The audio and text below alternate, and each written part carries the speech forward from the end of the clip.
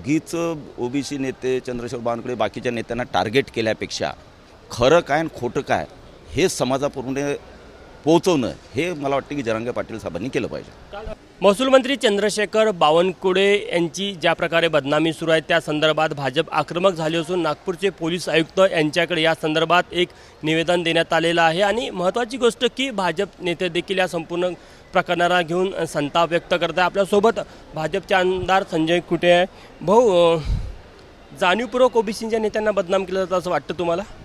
हे बघा, यामागे जरांगे पाटील यांचं आंदोलन चालू आहे मराठा समाजात. योग्य मागण्या असतील, कायद्याच्या चौकटीत असतील तर ते काँग्रेसचं शासन असो भाजपचं असो की जरांगे पाटील स्वतः शासनामध्ये किंवा आले तर त्या कायद्या चौकटीत तेच होत असतं.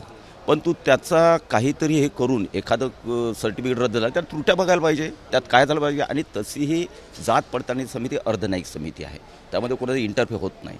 त्यामुळे उगीच ओबीसी नेते चंद्रशेखर बावनकुळे बाकीच्या नेत्यांना टार्गेट केल्यापेक्षा खरं काय आणि खोटं काय हे समाजापुढे पोहोचवणं हे मला वाटतं की जरांगे पाटील साहेबांनी केलं पाहिजे. काल त्यांची भाषा बदलताना दिसली. त्यांनी शिवसेनेच्या नेत्यांची स्तुती केली आणि भाजपच्या नेत्यांना लक्ष केलं. मग त्यांनी उद्योगमंत्री असेल त्यांची स्तुती केली किंवा इतर मुख्यमंत्री उपमुख्यमंत्र्यांची स्तुती केली. कुठेतरी यावर अनेकांना शंका व्यक्त होते.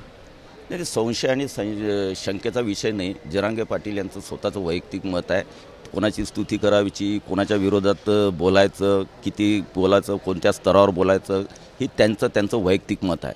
परंतु मला असं वाटतं की स्तुती केली म्हणजे तो काही महाराष्ट्राचा नेता होईल किंवा कोणावर टीका केली खालच्या दरात तर महाराष्ट्र त्याला फेकून देईल असं काही या महाराष्ट्राच्या लोकशाहीमध्ये हे होत नाही. जनता सगळं बघत असते.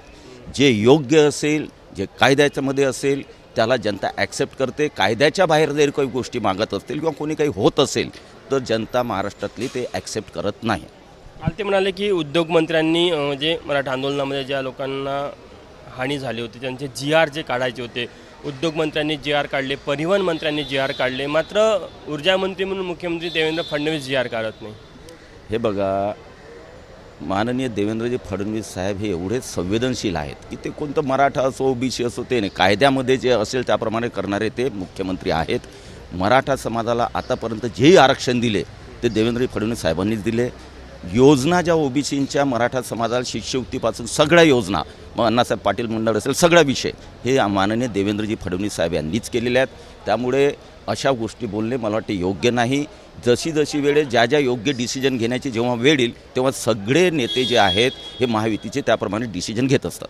पण मनोज जरांगे यांची भाषा ज्या प्रकारे आहे, सरकार त्यांना नियंत्रित का करत नाही किंवा सरकारकडनं या संदर्भात कुठे आक्षेपही नोंदवण्यात आला नाही. फक्त वक्तव्य येतात निषेधाचे पण कायदेशीर कारवाई होताना दिसत नाही. हे बघा, आपल्या महाराष्ट्रामध्ये या खालच्या स्तरावर जी भाषा किंवा जे प्रयोग हे केले जात आहेत, जरांगे पाटील साहेब कोणी असो, आता जे खालच्या स्तरावर बोलत असतील तर जनता त्याची नोंद ठेवत असते. लोक खूप मोठे जमा झाले म्हणजे लोकमत तुमचं खूप मोठं झालं असं समजण्याचं कोणतेही माझ्यासहित कोणत्याही नेत्यांनी हा गृहीत धरू नये. मोठमोठे भाषणं ह्याच्यापूर्वी आपण पाहिलेले आहेत भूतकाळामध्ये, परंतु त्याचा रिफ्लेक्शन जे आहे ते काही याच्यामध्ये होत नाही.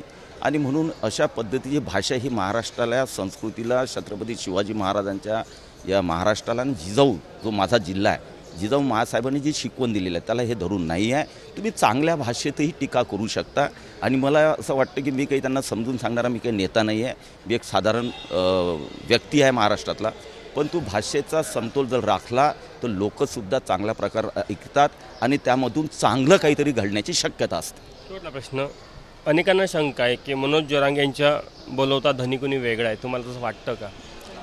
मी हे नाही वाटतं. हे बघा की त्याच्यावर कोणी स्पष्ट बोलणार नाही.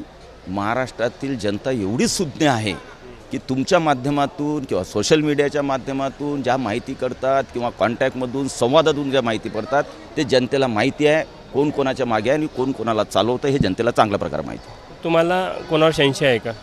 मला संशय, मी सांगितलं ना तुम्हाला, आमच्यासारख्यांना संशय घेणे योग्य नाही आहे.